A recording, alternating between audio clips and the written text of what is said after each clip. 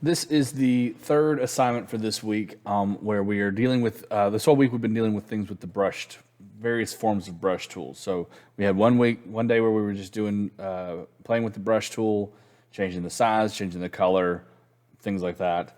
All right, and then the next time we had where we were using the spot healing brush tool and a couple of other features that are under that in photopea.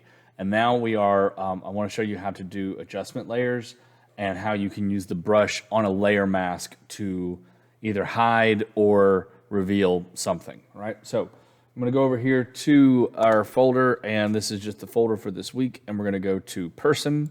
All right, if you are watching this video and you don't have access to my Schoology page, you can find this picture just by Googling the word person, okay? So we can either download here or I can download down here, all right? So click that button to download, that's fine, I'm gonna close that out. And if you're on a Chromebook, it probably pops up down here. Now I'm gonna go into photopea and do open from computer, and I'm gonna go to downloads, and there's person.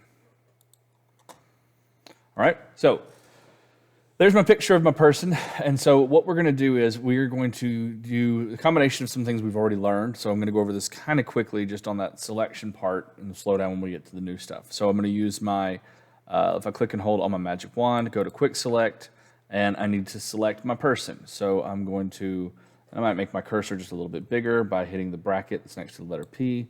There we go, we did a good job selecting that, but I'm just gonna hold down Alt because I wanna get rid of that and that little piece right there, okay? Am I good on his ear? Yeah, we're good, okay. So now what I wanna do, and we did this before, where we made a layer via copy, and we've done a couple of different things when we have a selection like this. So what I wanna do is I want to add, and we've did this before with the raster mask, but right next to it, I haven't shown you this yet, this is a new adjustment layer. Now, a lot of choices that we can do here when we go into the new adjustment layer, but my concept, what I wanted to fix here is I've got a lot of shadows on this side of my picture, which makes sense because this window has, I mean, the lighting, you would have a lot of light coming from one side, and you would have those shadows. If I turn my head here, you can see that I've got more shadows on this side in theory. I can't actually see it. So that makes sense. We want to see that. We don't want to have it just be evenly lit across the face, but I want to maybe bring out just a little bit of those shadows and just make them a little bit, a little bit brighter. So I'm going to go over here to I made my selection. I'm going to go over here to my new adjustment layer. Click on new adjustment layer, and I'm going to go to brightness and contrast. So, and if you move this out of, can I see? Okay, I don't know how to move that. That's okay. So I'm going to make this my brightness. I can bring that up. There's got to be a way to move this. Can I? Nope. Okay, we're going to go with it just the way it is. If I move this out a little bit. There we go. All right, so my brightness, I'm bringing that brightness up. And if you notice, it's only making that change to the piece that I have selected. Because if you look over here on the layer, there is a layer mask that is, everything that is black over here is not going to be shown. So there is no, like all of the glass and the windows and all that stuff stay the exact same color. Now this is too bright. I'm just showing you, what effects we can try to do. Because a lot of times when you're doing stuff like this, I don't really like that. A lot of times when you're doing stuff like this, it's about that subtle behavior, right? This picture, and I don't own the rights to this picture is a good picture. It's fine the way it is, all right? They've probably have already done some editing and some manipulating to it to kind of get it where they want it. So I'm just really trying to show you a concept here. There's nothing wrong with this picture. We'll make that brightness just a little bit too much so I can show you this next thing. All right, so that's good. And the way that I get rid of this, I click the little bracket there. Let me do it again, and that makes it where it pushes it to the side. So now I have my picture over here, and if I turn this off, you can see what the original looked like. Now, one of the things that I ran into last time is if you do not deselect. Right now, if I were to go and start painting, I'm only going to be able to paint inside of this selection. And maybe that's what you want to do, all right? But I'm going to try to smooth this out a little bit, and so I want to go to select and then deselect. Now, I'm going to click on the layer mask right here. Okay, so if it is black, then it is hidden. If it is white, it is seen. But here's the thing. you can go in with a paintbrush, just like we've done. We did a whole week on paintbrushes. You can go in with a paintbrush and you can paint with a solid 100% paintbrush. Or you can change the opacity so that when you paint, it does not paint, when you paint with a paintbrush, it does not do 100%.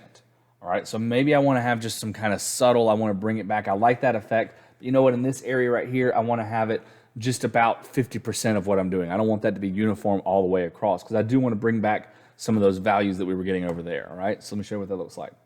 So if I've got this selected here, I'm going to go to my paintbrush tool, right, and I'm going to make that just a little bit bigger so we can see what we're doing. All right, and I'm going to paint in black. If I paint, I change my color here to black with my paintbrush, and so as I paint here, it will completely hide that effect. All right, so if I were to I'm just doing generic stuff here, and you can see over here how that changed that, and it changed it all the way back to the way it was. It looks really weird because I've got those other values there. All right, so that's not what I want to do. But I can go over here to opacity, and I can change the opacity to, let's say, 45, 44, okay? Now when I paint, I'm only bringing back a little bit of that, all right? So I can bring back, maybe I just want a shirt to be a little bit brighter, all right? And if you look over here, I don't know if you can see it or not, but if you look over here, it is actually not a solid black or a solid white. It is a gray, all right, over here. And I'm talking about on the layer mask over here, all right? So I can bring back, if I want to have on the side where the shadow would be, if I want to bring back some of those darker values just to kind of balance it out a little bit. I think I liked how it was on his shoulder, and I'm just kind of clicking and kind of swooping like this to kind of get that little kind of brush stroke. I could do a smaller brush. I could do a different brush. All of this would work just like we did on those previous assignments with what we did at the beginning of this week. All right, so if I wanted to go up and change all of these options here, still work for us. Okay, and the size and all that, and I showed you how to change that earlier. All right, so that is the concept here. The other thing that I could do is if I change this to white, I'm going to change this to white. White will reveal. And so I'm going to make my brush a little bit bigger just so you can see it, what I'm going to do here. So I'm going to bring some of these windows back. I want to make these windows a little bit brighter. And so I'm going to paint with that. And so you can see how that is coming back. But I'm still painting with that opacity, not at the full amount. And so when I let go, now it does that. All right, and so when I go over it again, that's another 44%, that's another 44%, that's another 44%. So the first time I was doing it, I was clicking and holding the whole time, so it was uniform.